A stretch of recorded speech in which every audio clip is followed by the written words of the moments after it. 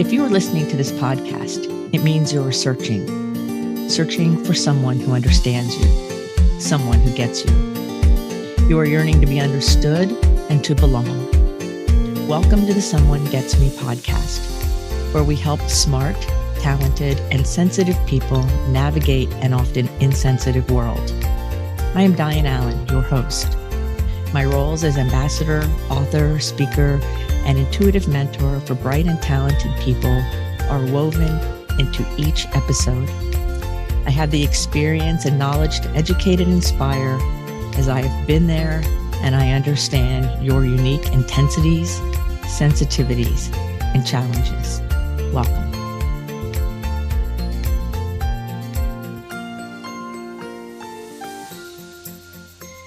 How to practice acceptance as a visionary leader.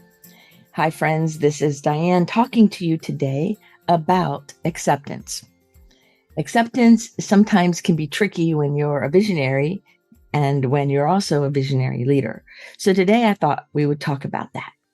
Acceptance is a topic I deal with a lot with my clients and have for many, many years, because often the people I work with have a lot of expectations of things to be done correctly and in a certain way, because that's part of it.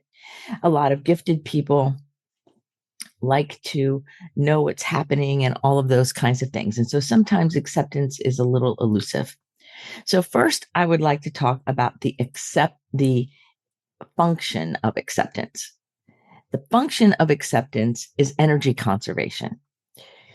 So when I think about the fact that when I am in a place of acceptance, spiritually or emotionally or mentally, then I am conserving my vital energy to focus it toward what really serves me and what really is the real goal. Because oftentimes when we run into a situation where we're frustrated or upset or we're not accepting, often we're fighting something that's not going to matter in the long run. It's not 100% true, obviously, but often that's what it is. So when we learn that acceptance is energy conservation, we begin to save and reserve our vital resources for what is most important in our work, in our personal life, in our family life. And so I have a few ideas, as I seem to always have a few ideas. And I've kind of 5 big bullet points here about how to practice acceptance as a visionary leader. Remembering that the function is energy conservation. And so when we conserve our energy, we can focus the energy we have more accurately and in a way that serves us. So the first way to practice acceptance is to ignore out of alignment criticism, to ignore the out of alignment comments or suggestions or things like that. Now, this does not mean to be dismissive or negative. It means to not give it power, ignore what's happening. So an example is in my own life is at one point I was a clinical director of a fairly well-known and large substance abuse treatment center for executives and gifted people. And so I'm in the lobby one day, and one of our people come running into the lobby with this great idea for me. And they're like, Dianne, I have this great idea. And I'm like, well, what would it be? And they said, you should open a dry cleaner because you could work all day and then make a lot of money. And I'm thinking to myself, like, where did that come from? And this person had a whole elaborate business plan and a model and all of these things about how I could work at a dry cleaner and do all these things. And at first I thought he meant invest in one. But as he talked, he meant working in one. And I'm like, what? And the other staff that was standing around was like, oh, okay, well, this is interesting. How's she going to handle that? And so I took that out of alignment idea and thanked the person for thinking of me and running down and telling me this idea. Because if somebody's going to invest energy in you, you thank them for the energy, but that doesn't mean you have to accept it or take it in. So did I open a dry cleaner and change my life? No. Did I take that idea any further than that conversation? No. So I ignored it in that sense. However, I was respectful to the person and thanked that person for putting their energy out and coming and telling me. So we want to understand that ignoring something does not mean being rude or dismissive. Ignoring something means I do not allow the energy of it, if you will, or the content of something to land inside my heart and being and thoughts. And then it starts taking up space and taking root when it doesn't belong there. And so I tell you that story because I have a lot of my clients who have people who make comments or criticize or um, in other ways try to influence them in a way that doesn't serve. And so when it's out of alignment, then it's okay to thank the person in your head or not, and then move on. So we want to ignore out of alignment criticism and ideas. The criticism part comes from when people try to tell you how to do your job or how to do something and they don't have any idea what it is. That's out of alignment, right? Like I laugh because I work with professional athletes and professional musicians, and they, and I've also worked with high school athletes for that matter, and college athletes. And scientists, all of them. If somebody else who's not in the know in that particular thing comes in and tries to tell them and criticize them on how they do something, but they don't even know the the the talent, they don't know about it, then that's excuse me, that's out of alignment. So like I have some musicians I work with, and I've heard people actually after some of the shows telling them how they should do something. And I'm thinking, that's out of alignment. That does not match. The person telling them how to do something might have a good idea. So you take it in and you thank the person, but you don't have to own it and take it to heart. Number 2 is practicing contentment.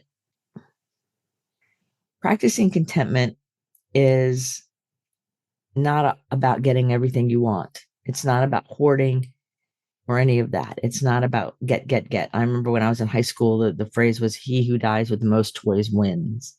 Now I think if this generation would say something, it would be more like he who dies with the most memories wins. But instead of going out and getting everything, power grabbing, it's important to practice contentment and enjoy life right where we are in this moment, in this day. Like in the very day that you're listening to me, and in the very day as I record this for you, are we enjoying the moment? It's not about going out and pushing and fighting and going after things all the time. The obsession to keep going and getting more. It's about allowing organic growth. It's about allowing ourselves to develop in our careers, in our lives, in our worlds in a way that allows contentment along the way. We can be happy with who we are and where our lives are right now. And we can also have dreams and desires and goals that move us in a direction that's even more amazing and more fulfilling. Because after all, the universe and our worlds are always expanding. And so because it's always expanding, there's always something more. The key here when practicing contentment is to not obsess and waste a lot of our vital mental and emotional energy and sometimes physical energy on pushing and grabbing and thrashing about. We don't want to postpone our enjoyment. If generations ago, that's what it was. You worked until you couldn't work anymore and retired, you got the gold watch or whatever, and then you could have fun. Well, the world's evolved since then in a lot of ways. And it's really about life is about enjoying ourselves as we go through life.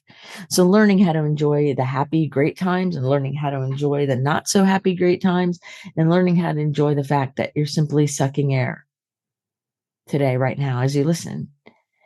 So I get up every morning and when I open my eyes, the first thing I say is thank you, thank you, Thank you. And then no matter how I feel, because sometimes I have weird dreams and things, or I don't sleep really well, no matter how I feel, I intentionally put a big old smile on my face. And then when my feet hit the floor, I'm already in a place of gratitude and contentment, no matter what's happening. I've had some events in my life lately that have been extremely stressful and very difficult to handle on an emotional level.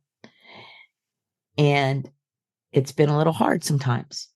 So I have to remember, it's not about always getting everything I want. It's about enjoying what I have and enjoying where I am and moving forward. We don't have to obsess. We don't have to drive ourselves crazy. So we want to write things down and then let it go. I'm going to cover that here in a minute too, something like that. And so I have a client right now, actually, and he's amazing. And well, all the people I work with are amazing, but he is always focused on what's next, and especially professionally. Yet that draws his energy and attention, if you will, away sometimes from his family and his own personal well-being, because his mind's got him thinking that if he takes care of all these professional things, then his own well-being and his family will benefit, which is true. But we don't want them to pay an exorbitant price for something that you don't have to push and force. And so there's a balance there, right? There is judgment and discernment in all of this. It's not always clear cut. And the world's changing so fast and our lives are changing so fast that as a visionary, sometimes we can make a decision in the morning and by the afternoon it feels odd. So that's where it takes paying attention. But when we let ourselves get in the circular thinking of obsessions and we don't allow ourselves to keep expanding our mind and our emotions and our awareness, we can lose our contentment. We can miss out on the joy of each day. And pretty soon we wake up next year or 10 years from now and look back and say, what was I thinking? What was I doing? Why was I obsessing? So practice being content, enjoying what you have, who you are right now, all the work you've done on yourself, all your cool gifts and talents, all the struggles. Allow yourself to be and practice that with intention every day. The third thing is to befriend your frustrations. Frustration, visionary leaders, we get frustrated often. I have a lot of my clients who struggle with getting frustrated and wanting to know how better to engage with their teams, their staff, their colleagues, because there's frustration. I did an episode not so long ago about where should the sink go, from what that was inspired by one of my clients who was very frustrated by all of her colleagues obsessing about the location of a sink in a new space, when really there was already a sink there and they wanted to move it. And in the end, I was told it moved about 6 or 8 inches. And this person could not understand why it would take so long to make a decision about a sink. Frustration, right? Frustration is energy in my world that tells us it's time to move forward. It gives us like the booster rockets, that gets you through the atmosphere and gets you onto the other side of whatever it is. So when I feel frustration, I often go, what are you trying to say to me? What's the message? So sometimes I have to stop for a minute and kind of put my hand over my heart and ask myself, what is the message here? What are you, frustration, trying to tell me? Because it has energy that helps me move forward. The key is to be aware of what that might be, what the options are, what the ideas are. Because we can always reserve the right to change our mind. We can always make a different choice. So as soon as you do make a choice about something, you immediately start getting feedback from our world, from your universe, that tells you if it was a great choice or not. So it's always okay to continue to pay attention and use frustration as the energy to move you forward. I have another client who recently changed jobs. And one of the things that happened in the previous employer was this person who was very, very happy for quite some time began to get frustrated, began to pick up on clues and signals that were quite subtle in the beginning that was coming out as frustration. Now, because this person's very intuitive and aware and is still really learning how to embrace that shift, those feelings had very significant power for her. So she worked on that and paid attention. And what she did when we had many conversations was she used that frustration because there was an awareness beyond the surface as a visionary, because she's a visionary leader. She used it to move herself forward rather than shutting down and going backwards or trying to pretend like it's not there and go into denial and then wonder why later it blows up in your face. So when you have an idea or you see frustration, it has a message for you. If you're frustrated with a team member, somebody who reports to you, if you're frustrated with somebody in your family, or maybe even you're frustrated with yourself. I know I get frustrated with myself sometimes. That frustration has a message. So we could only remember to accept the frustration as it is without judgment, kind of in our mind's eye or in real time, put your hand over your heart and look within for a moment. Say, okay, well, what's the message? If we could make frustration anthropomorphic in the moment, what is it trying to tell me? What is it telling you? Are you frustrated with that team member because they remind you of something about you that you don't want to think about? Are they reminding you of a previous report or team member that did a similar thing and it wasn't good? What is it? Are they way ahead? Are they thinking ahead of where the company or your vision is, and it's frustrating you because they just won't stay in the moment and do the next thing? What is it? What's the message? Because once we can understand the message with frustration, we have much more opportunity and awareness to make varied choices. We're not stuck any longer in one choice or another. So befriending frustration is very important, because a lot of visionaries I work with, when they start feeling frustrated, they either let it go out of control or they try to shut it down, which then it just seeps in and makes everything toxic underneath the surface, rather than slowing down and stopping for a minute and saying, what is your message? And then discerning what to do, or maybe what to not do. The fourth thing is to channel your intensity. Now, an intensity is similar to and could be also called an overexcitability, which is a good thing for a visionary to have. There are lots of different kinds of intensities. There's physical intensity where you're moving and fidgeting, or the athletes that I work with, they have a lot of physical intensity. And then there's emotional and mental and sensual intensity. If you want more information about those, just sign up for one of my free calls, because I'll be glad to explain it to you in person, because this is not exactly the time and place, this episode, but I'm happy to help explain it more if you would like. So that link is in the show notes. But anyway, so your intensity is vital for you. And so many people are taught to squelch it, put it down, hide it. You're too much, over the top. Why do you have to ask so many questions? Why do you have to think so much?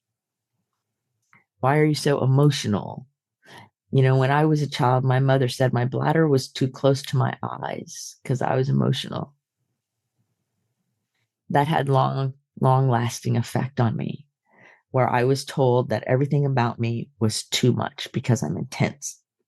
I learned many years later, however, that those intensities, the ones I still possess, are some of the greatest gifts I use in my work and now in my own personal life too, right? And so people will look at me and go, I'm just talking to you, and then all of a sudden something comes out of your mouth that is so profound, because I have intensities where I can see and feel beyond what's going on the surface, and I know how to use them. and I know how to befriend them, and I know how to channel what's important and the energy.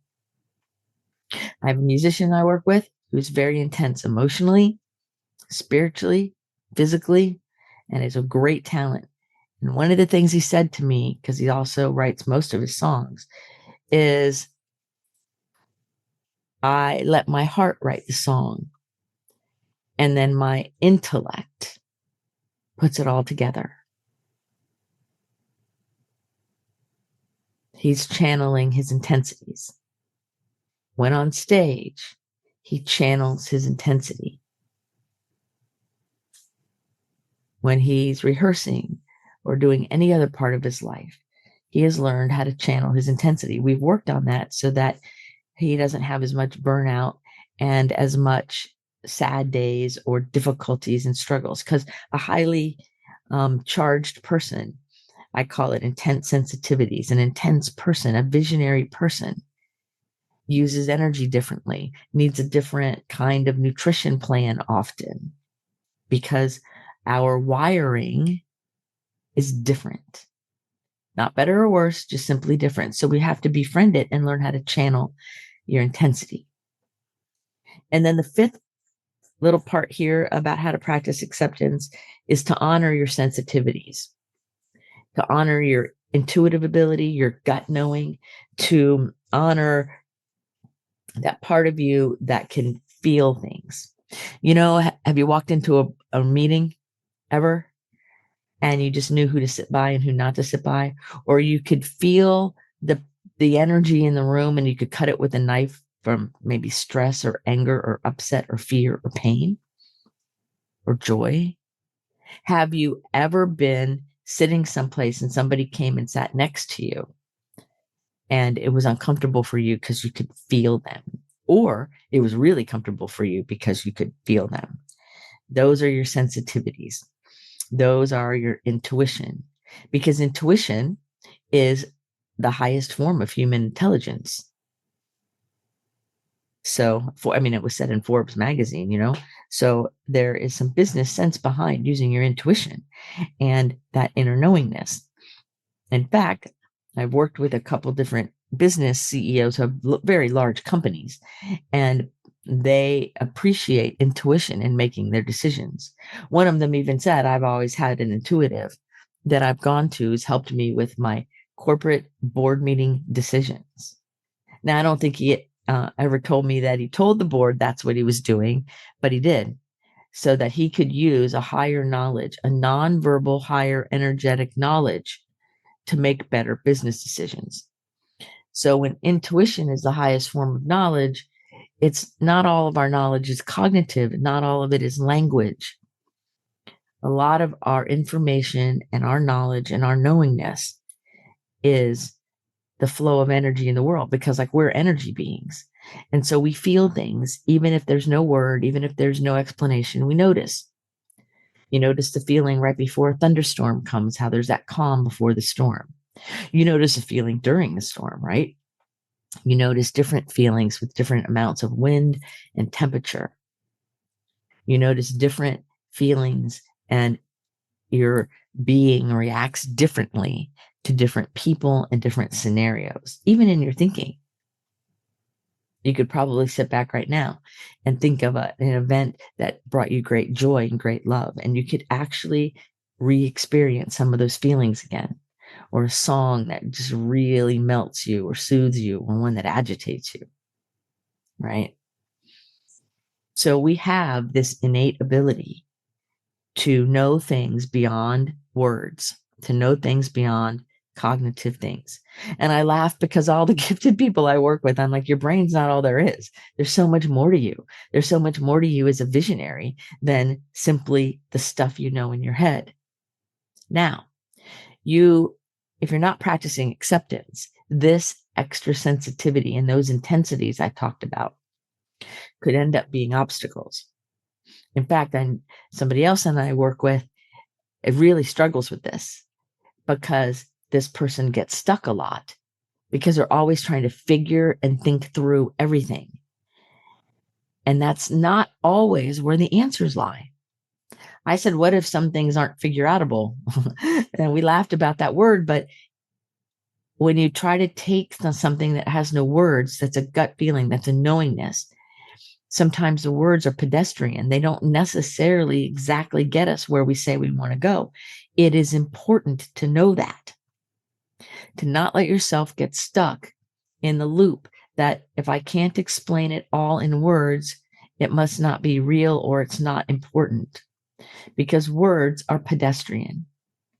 So if you're struggling with your sensitivities or you're not sure how to use your intuition or your knowingness, again, please make one of the appointments for a phone call with me, and I will be glad to get on Zoom with you and help give you some specific personal pointers so that you can use this vital part, this important, amazing part of your being for your betterment. Because practicing acceptance as a visionary leader is very important when it comes to our teams, our colleagues, our friends, our family, and within ourselves. Acceptance's function is energy conservation. So if you find yourself exhausted at the end of the day, or 2:00 in the afternoon comes and you're tired, or you find yourself not sleeping well at night because your cortisol levels are off because you're running on adrenaline, then it's time to evaluate how you are navigating the world and living with a higher level of acceptance so that you can do everything you want to do, so that you'll have the energy to do what's important for you rather than using your vital energy just to make it through, because pretty soon you'll be exhausted. So friends, I hope this has been serving you. How to practice acceptance as a visionary leader.